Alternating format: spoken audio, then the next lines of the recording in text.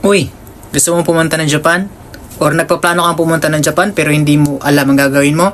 Ang video na to ay para sa'yo.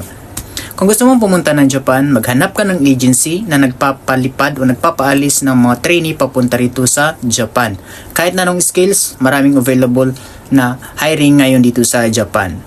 Una, hanapin mo yung skills na bagay sa'yo. Kung kaya mong gawin or ma-experience ka much better. Kaya pag nakahanap ka na ng agency, mag-apply ka. Pero pag siningil ka o may sisingilin sa iyong agency, huwag mo nang ituloy dahil ang pagpunta rito sa Japan ay libre. Sagot po yun ng employer mo. Sasagutin niya ang training fee at lahat ng processing ng papel mo isasagutin ng employer. Ang tanging gagawin mo lang or tanging gagastusin mo lang is yung allowance mo within the period of 4 months na training ng Nihongo. Sagot mo yung allowance mo doon, yung pagkain, yung bayad sa apartment. Yun lang sasagutin mo, tapos yung mga pamasahe mo, yun lang magiging gastos mo doon. Para sa akin, ang nagastos ko noon is around 70k. More or less po siguro yung nagastos ko noon. Hanggang makaalis ako, makapunta rito sa Japan. Kaya pag nagpunta ka sa isang agency, tapos sinisingil ka, wag mo nang ituloy yun. Ngayon, nakahanap pa na ng agency, check mo kung anong skills meron sila. Kung ano ang kaya mong gawin, pwede mong applyan yan. Kaya go for it and try nyo. Basta desidido kang pumunta rin sa Japan, makakapunta ka.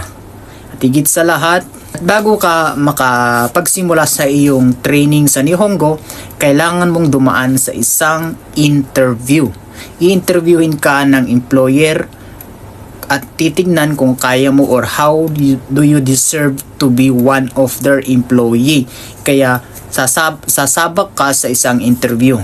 At sa oras ng interview, dapat ipakita mo na kaya mo at desidido ka talagang pumunta dito sa Japan para mapili ka. At bago sumalang sa interview, dapat ihanda mo ang iyong sarili, both physically and mentally. Dahil maraming mga tanong na pwedeng ibato sa iyo regarding sa iyo at sa iyong kakayahan.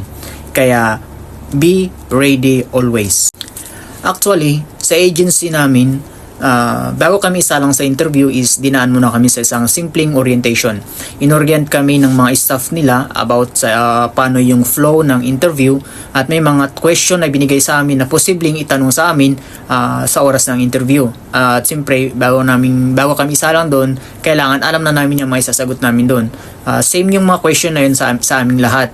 Pero pagdating sa interview room o parang sa interview o sa oras ng interview, may mga posibilidad na may mga follow-up question ng mga employer natin. Kaya be ready for that, guys. So yun muna guys, and see you on the next video. Thank you!